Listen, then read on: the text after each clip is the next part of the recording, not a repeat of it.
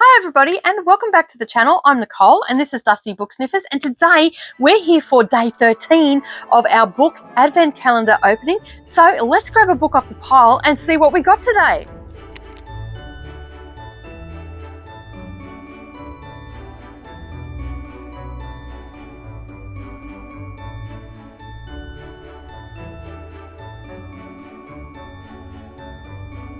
Well, good morning or good evening, everybody, no matter where you're watching from. Thank you very much for clicking on this video, especially at this time of year, because I know that you're all busy, but hopefully you're sitting back with a cuppa and your book ready to read, and you're watching this before you settle in for the evening or for the morning of reading and getting some relaxing time in. All right, so as I said, we are here for day 13, but before we go any further, make sure you like this video, hit that subscribe button if you haven't already done so, and leave me a comment at the end of the video letting me know whether you've read the book that we've received today. So let's bust this puppy open and see what we got. I'm getting better. See that? That was quick. All right. Oh, I can even save this paper. All right, let's pop that down there. All right. Oh, I like the feel of this book. It's a matte finish. I love a matte finish on a book. I don't know why. It's just tactile, I guess. Weirdo. Yes, I know. I'm a weirdo. I'm just going to write in that it's book 13 because I'm pretty sure that I've missed a couple, and I'm going to have to go back and watch. And I'm just putting the date that I've got it, and it can be rubbed out when I pass the book on. So because it's just in pencil, and I do that so I know how long it's been on my shelf unread for, and sometimes I don't get to some books, and then I'll just give them to my daughter and she'll, say yay or nay. And then other times we'll go and put them in a free little library or something along those lines. All right, so we've unwrapped it. And what is it called? It's called Ruthless Women. And it is the book of 2021, according to the Daily Mirror. And it's by Melanie Blake. Ambition can be deadly. So that is the cover. I really like a good black, white, and red cover. Though basically, if I walk into a bookshop and I see that sort of style of cover, I will automatically gravitate towards it. I don't necessarily always buy them, but I just go and have a look at them. I don't have that many left on because most of my books my daughter has taken.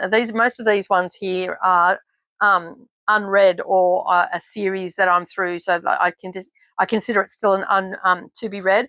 And I've got a lot of my classics and stuff out here, so you can sort of see behind the scenes a little bit. There we go. There's a craft room over there. But yeah, you can see that there. So as the sign just says, like, subscribe, and share with your friends. All right, now it's probably not going to sit straight again, so let me just fix that up. Oh, I'm looking a bit crooked. Let me just fix that up, shall I? That's a bit better. All right, so anyway, that is, they're all that's only some of my books.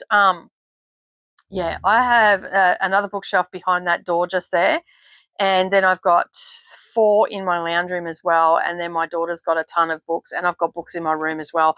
And I've got another bookshelf that has other stuff on it that is getting cleared off so I can put books on it, because she's taking some of her books out of her room and giving them to me as well. Like, so we've done a bit of swapping and whatnot and rearranging.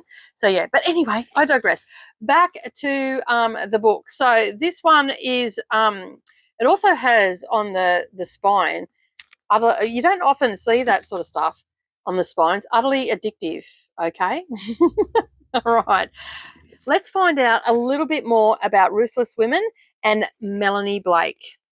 All right. Apparently, this is the book of 2021. So we obviously know it was published in 2021. Let's find out how many pages it's got.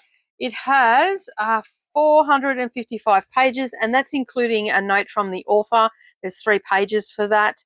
And as I said, it says it was published in 2021, and it was first published in the UK by Head of Zeus Limited. And this is Melanie Blake's second novel. Her first novel is called Thunder Girls.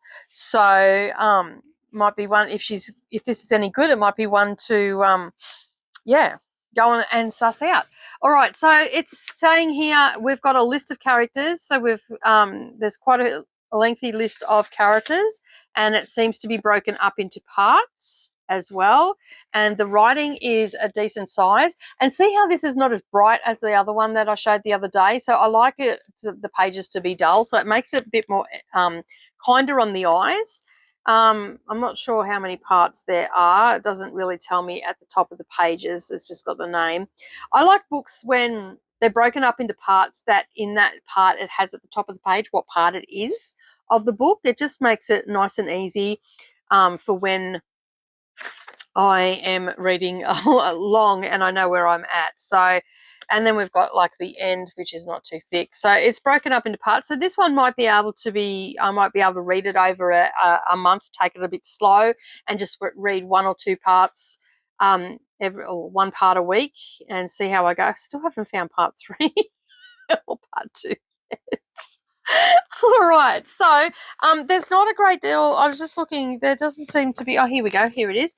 So a little bit about the author. Melanie Blake's first novel, Thunder Girls, was a top 10 bestseller before being adapted into a stage play, and a successful one at that. She regularly writes columns for national newspapers and has co-created over 40 hours of syndicated television, and is best known within the entertainment industry as the Queen of Soaps.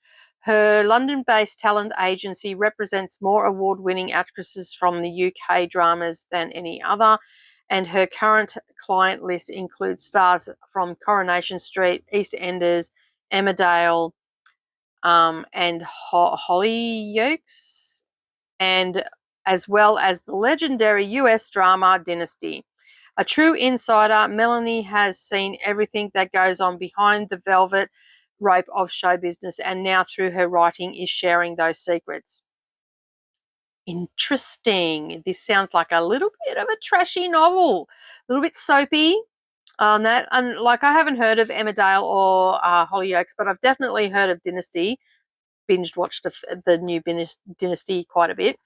EastEnders and Coronation Street I've heard of but never watched. I had friends that used to watch it back in the day. Like, I'm just thinking about her, like Coronation Street and all that, and I had friends that watched it back in the day, and I was just like, a thought just came to mind. And I just wanted to share it with you. My husband, when I first met him back into the early 2000s, there was a soap opera called Passions. It was a US-based one, but it was the most ridiculous thing I should have taken it as a warning sign that this is the sort of trash that my husband watches. But he loved that show. He used to watch it all the time. And I was just thinking about soaps then.